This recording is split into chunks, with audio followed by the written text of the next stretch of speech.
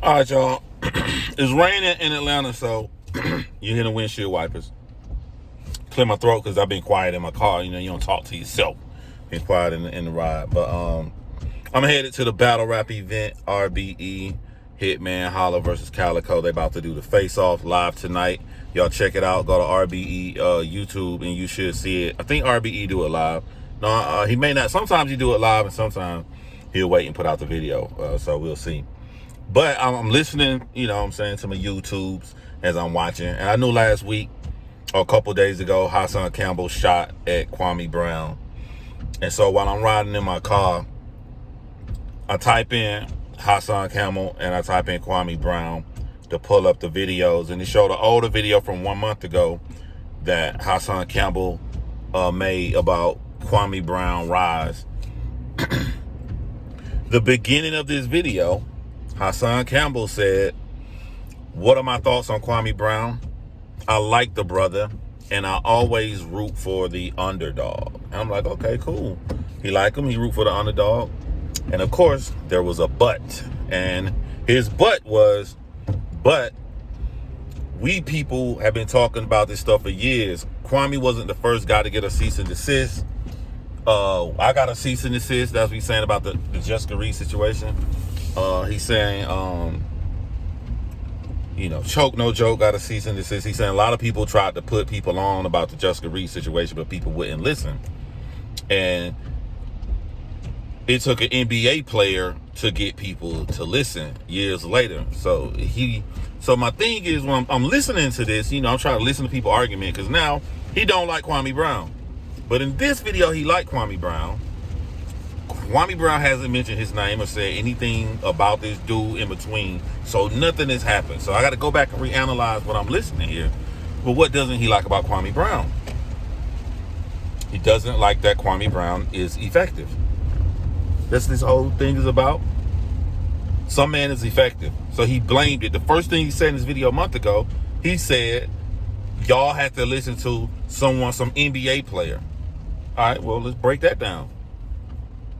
If Kwame wasn't this big, amazing star, like if you into the NBA, I was into the NBA, so I knew who Kwame Brown was, but like all of these people following him, all these women and everything, they didn't know Kwame Brown. They didn't know him, the NBA player. They went over to this YouTube channel, which was the underdog, the same as you did not like Hassan Campbell, and they heard powerful words coming from a man, and then they started listening to his story and saw how somebody could be shunned and picked on for 20 years, not only decided to speak up for themselves, but was actually good at speaking up for themselves. Effective. You can take a lot of NBA players that's retired with the same story, and it wouldn't have happened this way, because you have to have talent in that. It's like with the Kim Kardashian thing. People say this woman got famous off a sex tape. No, because a bunch of women made sex tapes. Why? When all these other women made sex tapes, they didn't turn to a $1 billion family corporation, down to her little sister making billions. It got to be something else about Kim and their family that make them stand out, other than just that sex tape. Or that's the way to go. Go put out a sex tape and you'll be a billionaire. Does it happen like that? No. So it's the human being. It's the person. They resonated with Kwame Brown. Now, that's just the first part. Like I'm trying to figure out where his argument was coming from. I didn't understand it. Like, how do you wake up one day and just want to throw subs at a guy? If I throw subs at you, I don't really throw subs. I say something directly about you, but you did something. And I can articulate and explain exactly what you did and why I feel the way I feel. I don't understand Hassan Campbell. It seems like he's just jealous that a man was more effective.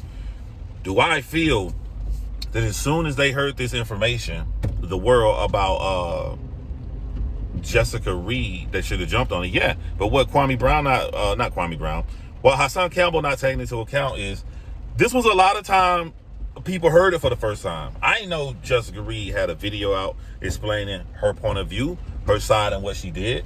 It was the first time I saw it. I was motivated and moved to put out a video to spread awareness.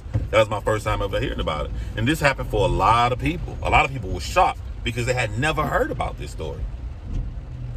But let's look at what he said when he came out with the new video saying that he don't like Kwame Brown. He's saying that, yo, while he was on the NBA courts, I was in Rikers. Yo, what's up with that belt, yo? sounding me like I remember when that argument was effective. That argument would have been effective in 1999. Like you sit on the corner bragging how you did all this street shit. How you just look like a clown. You look like a clown. You're telling us how dysfunctional your life was at the same time as a teenager was signing a contract for tens of millions of dollars? And you think by revealing this information, people were going to jump to your side. Make it make sense to me, bro. Make it make sense to me, bro. And we don't judge people about their life, about what you went to jail for. For all I know, you went to jail for looking in a little girl room. What do you want people to get this clout for you for? Clout? You want to appear to be like a strong man? Don't say nothing you ever done. Just let your presence speak for itself. The presence of Kwame Brown and how he carried himself. Frankly, my dear, I think he beat the shit out of your ass. I don't even think it'd be a hard fight, especially seeing you get into that drunken dispute on video with that other guy. I forget when that was, but I don't even, just from the aura, you more gangster if your aura let people know you ain't nobody to, mess with. I don't get that aura from you.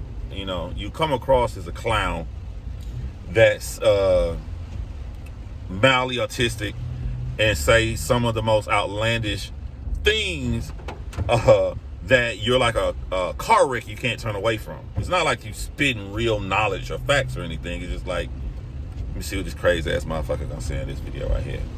Yeah, you know what I'm saying? Because last year, we used to make the peanut butter jelly sandwiches crisp. Crisp, that's how we did it, because we didn't play that shit around here, yo.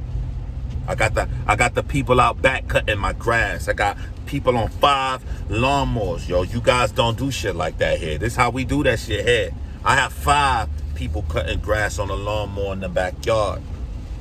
I know my yard is only 500 square fucking feet, but still, big ass motherfucking hat and he got a little brim on the side. But still,